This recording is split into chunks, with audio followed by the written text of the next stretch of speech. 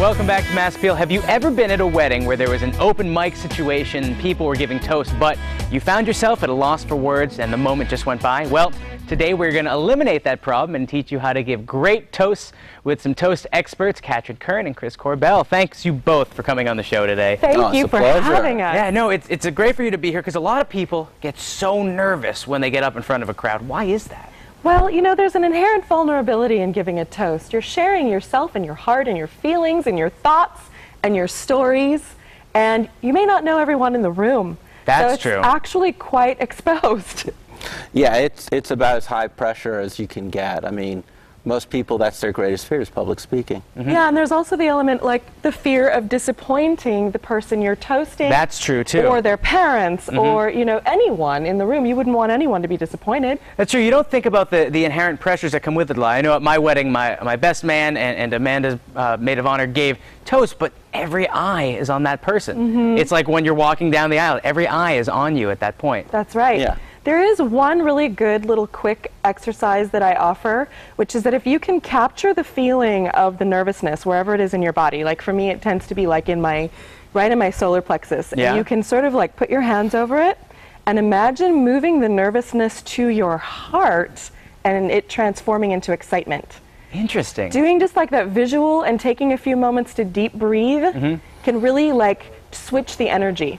So let's say we get there, we've got the energy, we've mustered the courage to do it. What are some do's and don'ts of toast giving? Okay, well, why don't you start? Because you. Well, okay, so now let's say you're not the bride, you're not the maid of honor or the best man, and you just want to offer a toast at a gathering or at a wedding reception.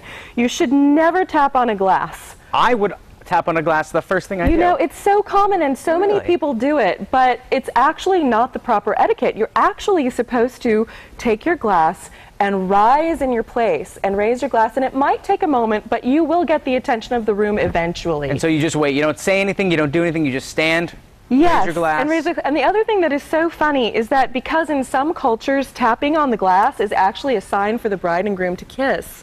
When you're at a wedding, what can start happening is if you tap on the glass, so everyone else starts tapping on the glass, and then the bride and the groom kiss, and then you never get like the whole moment of you trying to give your toast is like, okay, start over again. So, believe it or not, even though in every movie and TV show you hear it, you're not actually supposed to say, I'd like to propose a toast. You don't do that either. No, because it's actually, what you should do is stand, raise your glass, and propose the toast. Because the act of you standing is it's you saying, I'd like to propose a toast. Yes, exactly. I mean, that's if you're standing up and you got a drink in your hand and you're talking, we kind of figure what you're Yeah, exactly. Yeah. You're not playing checkers. We know what you're doing. Often someone else in the room will start directing the attention towards you, you know? It's just, you've got to feel it out. Yeah, and you wait for it. And obviously you want to limit or avoid profanity and off-topic stories. Of course. And, you know, and another little note on this, if you are at a formal wedding, really, you need to check in with whoever is planning the party to make sure that there's maybe a time where they would like you to stand up and make an impromptu toast. That's true. Or they might say, I'm so sorry, we're so completely, like, everything is planned and it's flowing, you know, maybe it's for the rehearsal dinner, or it's for, you know, the engagement party, or another event leading up to a wedding. You don't want to be a jerk. Exactly. Nobody wants to be a jerk. You always have your heart in the right place when you're making a toast. You have a 5-finger system to give a great toast. Let's go through it. Okay, we call this the bon vivant secret. All right. And really, it's something we've created. It can be used for any occasion. When you're using it for a wedding, right? Oh, when you're using it for a wedding, it's just slightly different because normally when you're giving this, you're giving it to an individual. So in this case, you're giving it to a couple. Same idea. Hey, just a quick aside, when you do give a toast, always remember, you're actually addressing the other people in the room.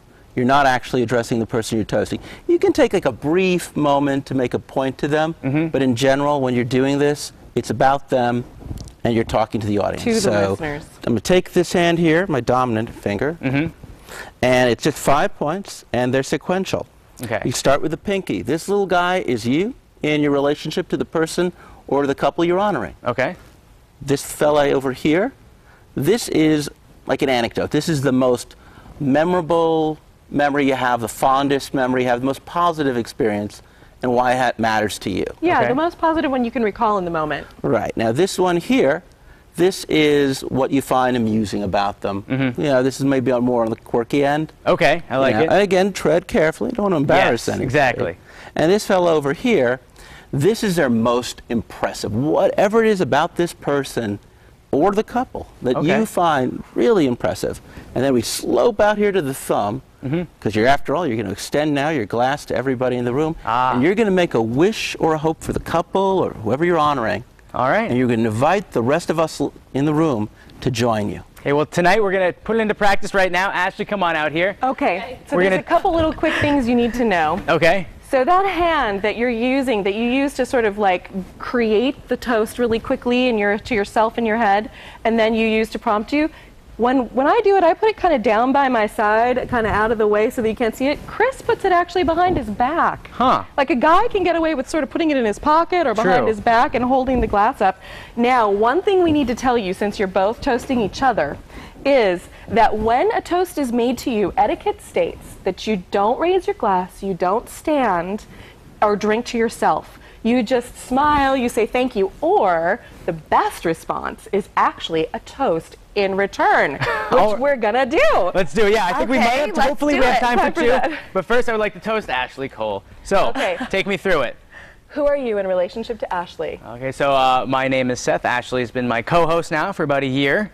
Yes, your most positive memory and what it means to you. Ashley, we have so much fun behind the scenes. It's oftentimes all the laughs we share behind the scenes that's so much more funny than what we actually do on the show. The most amusing thing about Ashley? Ooh. Ashley, you are surprisingly hilarious. I think a lot of people don't get how goofy and playful you are. Nice. The most impressive thing about Ashley? Ashley Cole, you are a Renaissance lady. You're driven. You're not only a mom, you're an exceptional television host and friend. You can do it all. And finally, your wish for Ashley. Ashley Cole, I wish you and your family a lifetime of success and happiness. Woo, cheers to you, Ashley Cole. That was so sweet, Seth. That was so nice. Oh, I hope I have time to Ooh, toast is this sparkling back. apple juice? It is sparkling apple juice. Delicious. Yes. I want to thank... Oh, she stood. She stood. She's doing it. She's got it. Seth, you are my... Okay, we'll start off with the pinky. Okay, the pinky. Seth, That's you your are my relationship. co-host and a very good friend. I don't have to... I can put this on my back. Yeah. You can do it. My fondest memory. Fondest memory. Fondest memory is of, oh my goodness, there's so many.